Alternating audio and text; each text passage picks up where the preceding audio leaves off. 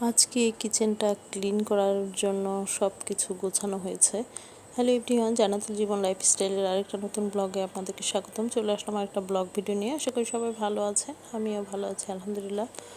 তো এই যে এখানে মুখী কচু চিকন চিকন করে কেটে দিয়েছে আমার হেল্পিং হ্যান্ড। আর এখানে গড়পে মাছ, এই মাছটা খুবই মজা লাগে খেতে, এত ইয়াম্মি। মুখী কচু দিয়ে যেইভাবে মানে আমার মা রান্না করেন চচ্চড়ি, মানে মুখে লেগে থাকে, এত টেস্টি মাছ। তো এখানে আমি সব মশলা নিয়েছি অল্প অল্প করে, হলুদের গুঁড়া, মরিচের গুঁড়া, কাঁচামরিচ, আদা বাটা, রসুন বাটা আর অল্প একটু ধনিয়ার গুঁড়া, সেই সাথে পেঁয়াজ দিয়ে দিলাম। তো এই যে মশলাগুলো সব একসাথে খুব ভালো মতো মেখে নিতে হবে, চটকে মেখে নিয়ে এরপরে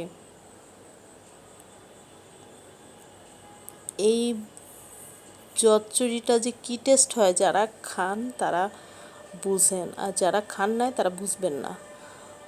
তো ভীষণ মজা লাগে। আর আমি তো একটু তেল দিয়ে নিয়ে পেঁয়াজগুলো মেখে নিয়ে আবার মাছটা মেখে নিয়ে এরপরে আবার কচু নিয়েছি লাস্টে। এভাবে ধাপে ধাপে মেখে নিলে না তরকারির একটা অন্যরকম টেস্ট। যাই হোক, যত বেশি মাখানো যাবে, কারণ এটা তো শক্ত মাছ এত বেশি, তবে হ্যাঁ রান্না করতে গেলে তো একটু নরম হবেই। আর কচুটা আমি বুঝতে পারলাম না, ওরা আমাকে, আমি বাজারে গিয়েছিলাম তো কচু দিয়েছে, দেখে খুবই ভালো লাগলো। তো বলল যে আপা অসুবিধা নাই, আপনি তো নেন সব সময়, দেখেন কি হয়। তো যাই হোক, এখানে 1 কাপ মতো পানি অ্যাড করে দিয়ে পরে আবার আরেকটু দিলাম যদি সিদ্ধ না হয়, তবে মিডিয়াম লো হিটে আর কি, যে চুলাতে বসিয়ে দিয়ে এরপরে আমার হেল্পিং হ্যান্ড এই যে কিচেনের সব কিছু নামিয়ে এখানে থালা বাসনের একটা স্টেনলেস স্টিলের, তো এগুলো আমি প্রতি মাসেই ক্লিন করাই, একেবারে ডিপ ক্লিন, গরম পানি দিয়ে তারপরে একদম মাজুনি দিয়ে সুন্দর করে মেজে এখন চকচক করছে। আর আমি নিজে কিছু থালা বাসন রেখে দিচ্ছি, ওরা তো আর গুছিয়ে রাখতে পারে না। এরপরে এই যে তরকারিতে মাঝে মাঝে এসে একটু নাড়াচাড়া দিয়ে নিচ্ছি, এখানে বলক উঠে আসছে। তো আমি এই যে ঢাকনা দিয়ে ঢেকে দিয়েছি, আস্তে আস্তে মোটামুটি কিন্তু সিদ্ধ হচ্ছে। তো একটু নেড়ে নেড়ে দিয়ে যাচ্ছি। আসলে কাজ তো একা হাতে করা সম্ভব না, সব কাজের মধ্যেই আমাকে হাত দিতে হয়।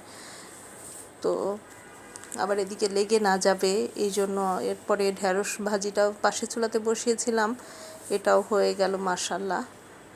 ঢেঁড়স ভাজিতে না আজকে কোনো হলুদ দিইনি আমি, এমনিতেই ভাজি করেছি। আর ডালটা বাগার দিয়ে বসিয়ে রেখেছি। তো এই পর্যায়ে মাছটা কিন্তু আমার মোটামুটি মাশাল্লাহ হয়ে গিয়েছে। আমি এখন ধনিয়া পাতা অ্যাড করে দিলাম, এত সুন্দর ফ্লেভার আসছে মাছের তরকারি দিয়ে।